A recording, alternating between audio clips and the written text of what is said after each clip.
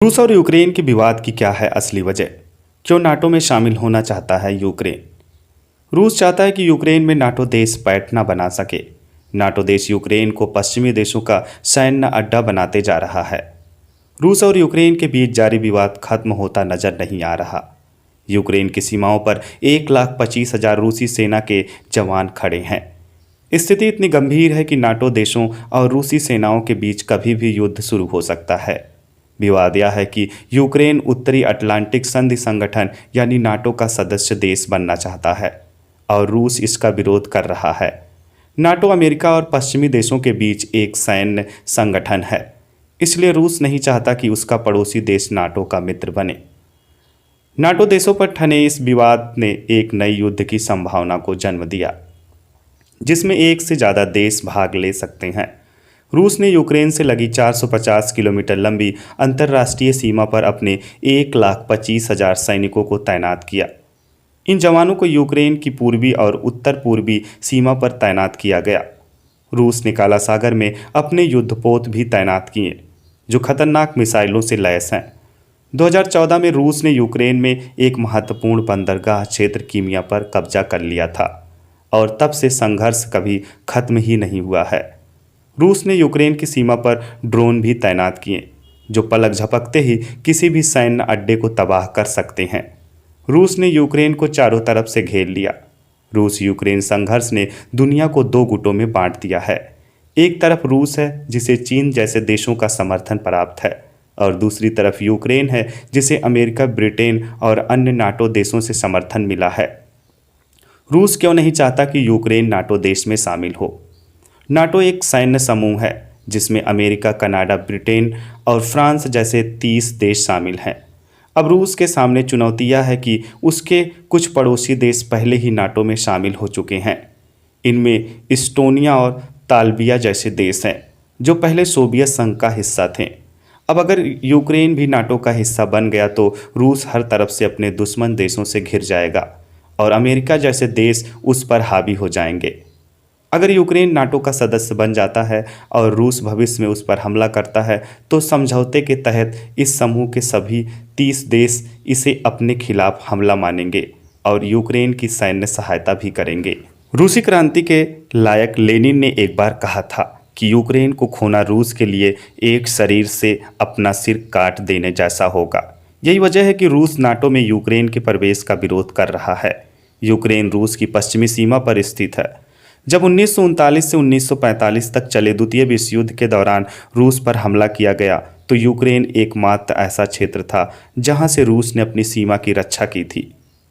अब अगर Ukraine NATO देशों के साथ चला गया तो रूस की राजधानी मॉस्को पश्चिम से सिर्फ 640 किलोमीटर दूर होगी। फिलहाल यह दूरी करीब 1600 किलोमीटर है। यूक्रेन नाटो में क्यों शामिल होना चाहता है? यूक्रेन के नाटो देश में शामिल होने की वजह 100 साल पुरानी है, जब अलग देशों का अस्तित्व भी नहीं था। 1917 से पहले रूस और यूक्रेन रूसी साम्राज्य का हिस्सा थे। 1917 में रूसी क्रांति के बाद यह साम्राज्य बिखर गया और यूक्रेन ने खुद को एक स्वतंत्र देश घोषित कर दिया। हालांकि यूक्रेन मुश्किल से 3 साल तक स्वतंत्र रहा और 1920 में यह सोवियत संघ में शामिल हो गया। यूक्रेन के लोग हमेशा से खुद को स्वतंत्र देश मानते रहे। 1991 में जब सोवियत संघ का विघटन हुआ तो यूक्रेन सहित 15 नए देशों का गठन हुआ। सही माने में यूक्रेन को साल 1991 में आज़ादी मिली। हालांकि यूक्रेन शुरू से ही समझता है कि वह रूस से कभी भी अपने दम पर मुकाबला नहीं कर सकता और इसीलिए वह एक ऐसे सैन्य संगठन में शामिल होना चाहता है जो उसकी आज़ादी को महफूज रख सके। नाटो से बेहतर संगठन कोई और नहीं है जो यूक्रेन की रक्षा कर सके। यूक्रेन के पास ना तो रूस जैसी बड़ी सेना है और ना ही आधुनिक हथियार।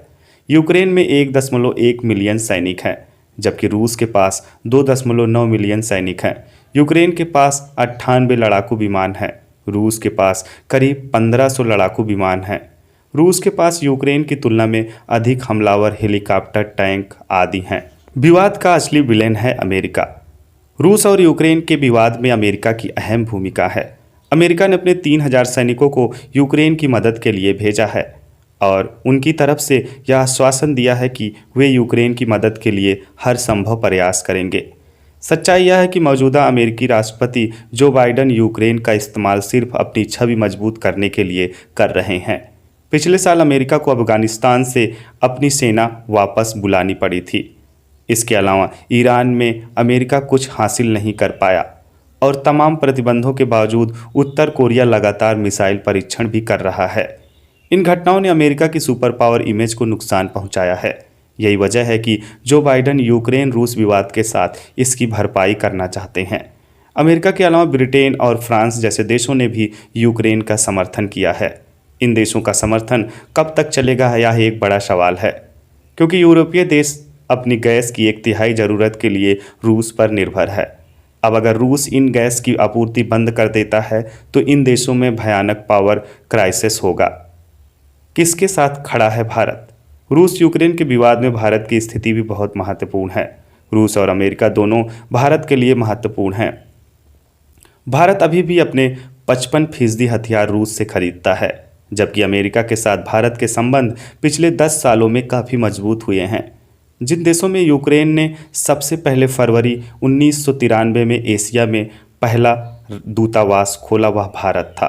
तब से भारत और यूक्रेन के बीच व्यापारिक, रणनीतिक और राजनयिक संबंध मजबूत हुए हैं। यानी भारत इनमें से किसी भी देश को परेशान करने का जोखिम नहीं उठा सकता। रूस ने अब तक भारत चीन सीमा विवाद पर तटस्थ रुख अपनाया है। अगर भारत यूक्रेन का समर्थन करता है तो वह कूटनीतिक रूप से रूस को चीन के पक्ष में ले जाएगा। शायद यही कारण है कि हाल ही में जब अमेरिका सहित 10 देश संयुक्त राष्ट्र में यूक्रेन पर एक प्रस्ताव लेकर आए, भारत ने किसी के पक्ष में मतदान नहीं किया।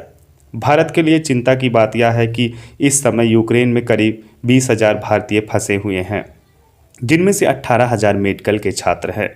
यूक्रेन और रूस के रिश्ते को समझना बहुत मुश्किल है।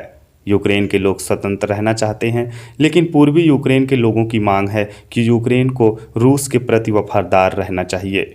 यूक्रेन की राजनीति में नेता 2 गुटों में बटे हुए हैं। एक दल खुले तौर पर रूस का समर्थन करता है और दूसरा दल पश्चिमी देशों का समर्थन करता है। यही वजह है कि आज यूक्रेन दुनिया की बड़ी ताकतों के बीच में फंसा हुआ है।